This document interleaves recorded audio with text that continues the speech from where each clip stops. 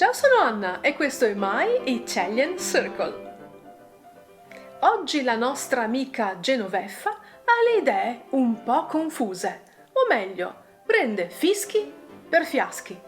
Ascoltate con me e cercate di capire il malinteso. Ah, vorrei tanto vivere in un periodo ipotetico. Cosa?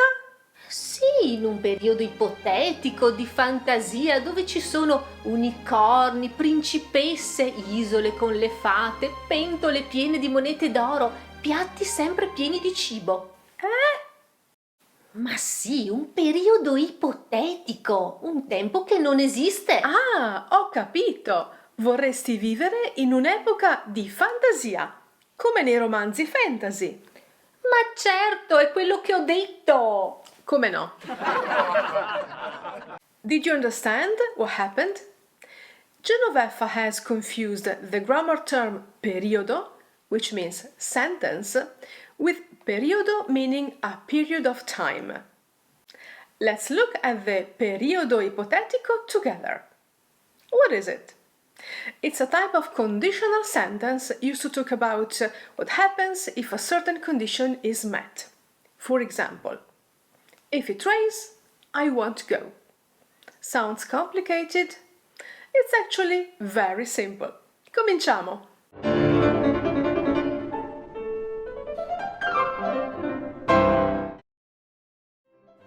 Il periodo ipotetico della realtà. Conditional sentences have two parts. We have a condition in the dependent clause, the so-called if clause, if it rains, and we have a consequence in the main clause, I want to go. That's pretty simple. In Italian, we call a conditional sentence a periodo ipotetico from ipotesi, hypothesis. That's pretty simple too. There are several different forms of conditional sentences that allow us to express various meanings using different tenses. In this lesson, we are going to explain the periodo ipotetico della realtà, or del primo tipo, where the condition and the consequence are given as real and certain. To be short, we'll call it first conditional. Now, if you watch our videos on the subjunctive mood, you already know that the mood used to express certainty is the indicative. Therefore, the tenses used here are the present indicative and future indicative. Let's see how it works. Se lavori troppo, ti stanchi. Se lavorerai troppo, ti stancherai. Se lavori troppo, ti stancherai. As you can see, we are quite flexible in the choice and order of tenses. We can use present and future in the if clause, and in the main clause as well, very freely, and the meaning does not change. A few examples. Se non parti subito, fai tardi. Se non parti subito, farai tardi. Se non partirai subito, farai tardi. And the meaning is always the same. If you don't leave right away, you will be late. We can also reverse the order of the two clauses. There is no difference. Farai tardi se non parti subito. E se tu sei colonnello dei carabinieri, io sono la regina Elisabetta. E se tu sei colonnello dei carabinieri, io sono la regina Elisabetta. Attenzione! We may also find a past tense in the if clause. Se abbiamo finito, me ne vado. Se non hai capito, lo spiego di nuovo. So far, so good.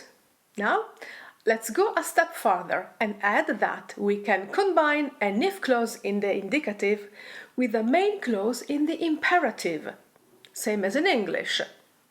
Se non parti subito, chiama in ufficio. If you don't leave right away, call the office. Se hai dubbi, chiedi a me. If you have doubts, ask me. Mangia qualcosa se hai fame. Eat something if you're hungry. You may already know that the imperative in the third person singular and plural uses the forms of the subjunctive. That's why you might find the subjunctive in the first conditional. It is used only to complete the missing forms of the imperative mood. Let me remind you that we use the imperative for commands or exhortations. Se la signora non è contenta, lo dica. If the lady is not happy, let her say it. We can also keep the che of the subjunctive. No change in meaning. Se la signora non è contenta, che lo dica. Let's see a plural form. Se i cantanti sono pronti, che entrino. Or, se i cantanti sono pronti, entrino. If the singers are ready, let them come in. You don't feel confident about the imperative? Watch our lesson, which is also quite hilarious, by the way. Ridateci la Gioconda! So far, we have learned that the first conditional, il periodo ipotetico di primo tipo, is used to talk about the result of a certain condition. This result is given as a certain fact. We use the present and future indicative. If necessary, we can use the imperative, which contains forms of the subjunctive. Nothing too difficult. Now let's take another small step forward. If the two parts of the periodo ipotetico have the same subject, it is often possible to replace the if clause with a gerund. Mangiando così ti verrà il mal di pancia. That is, se mangi così ti verrà il mal di pancia. The subject is always to, you. Same here. Facendo così non arriverai da nessuna parte. That is, se fai così non arriverai da nessuna parte. Another example. Potendo lo farò. That is, se posso lo farò. The subject of both clauses is io, I. Finally, it is also possible to replace the if clause with a plus present infinitive. A mangiare così tanto ingrassi. That is, mangiando così tanto ingrassi.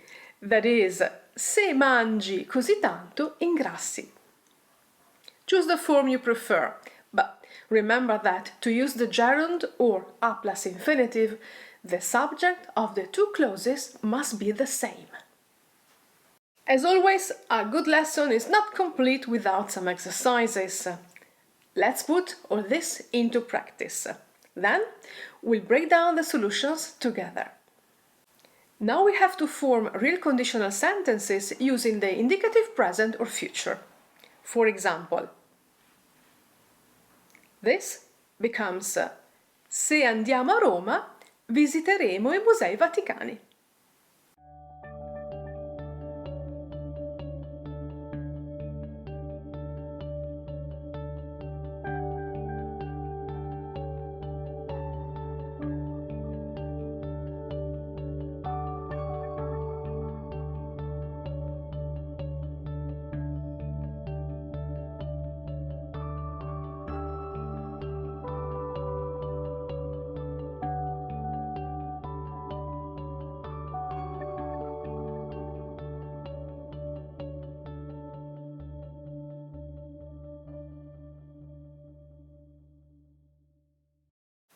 Facile? Difficile?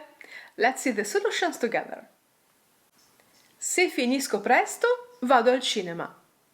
We can also say, se finirò presto, andrò al cinema. Or, se finisco presto, andrò al cinema. Se avremo tempo, telefoneremo a Carlo. As you should know by now, we can change the tenses a bit as we like. Se abbiamo tempo, telefoniamo a Carlo. Povero Carlo. Se avrò abbastanza soldi, comprerò un cappotto nuovo. Guess what? Se ho soldi, compro un cappotto nuovo. Se ho soldi, comprerò un cappotto nuovo. Se domani piove, non andremo al mare. And as usual, we can change the tenses as we like. Se viene anche Lucia, io non vengo alla festa. Se verrà anche Lucia, io non verrò alla festa. In the second exercise, we have to transform the following conditional sentences using the gerund. For example, se voglio, posso comprare una casa nuova.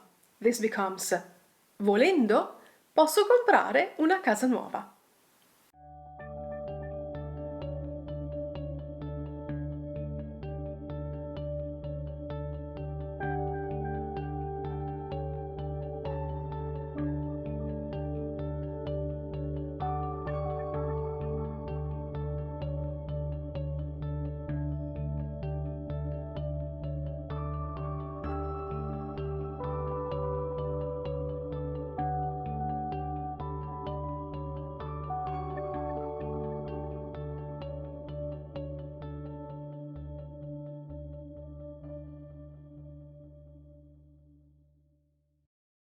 Now let's see the gerunds. Mangiando meno dimagrirai. Cambiando lavoro guadagnerai di più. Lavorando meno avrai più tempo per la tua famiglia. Partendo subito posso arrivare in tempo. Or, of course, partendo subito potrò arrivare in tempo. Leggendo di più vedi le cose in modo diverso. And of course, leggendo di più vedrai le cose in modo diverso. What have we learned in this video? We have seen the first conditional in Italian called periodo ipotetico della realtà, where the condition and the consequence are given as real and certain. We already know that the mood used to express certainty is the indicative. That is why the tenses used here are the present indicative and the future indicative. We can use the two tenses as we like, both in the if clause and in the main clause. Se ho tempo ti chiamo. Se avrò tempo ti chiamerò. Se ho tempo ti chiamerò. We can also reverse the two clauses. Ti chiamo se ho tempo. The choice between present and future is personal and depends on when you place the actions, present or future. If you use the present, the action is perceived as imminent, but these are subtleties. In the main clause, we can also find the imperative. Se non capisci, chiedi. We know that the third person, singular and plural of the imperative is actually expressed using the subjunctive. Se l'avvocato non capisce, che lo dica, with or without che. Finally, if and only if the subject of the two clauses is the same, the if clause can be replaced by the gerund. Se studi, passerai l'esame. Studiando, passerai l'esame. Or by the construction a plus present infinitive. A studiare tanto, passerai l'esame. This was our first lesson on this topic, but there are two other important types of conditional sentences in Italian, so subscribe to our channel to keep learning. Patrons! The transcript of this video is waiting for you on Patreon, and there is also additional content for upper tiers. A presto! E se non avete capito, ditelo!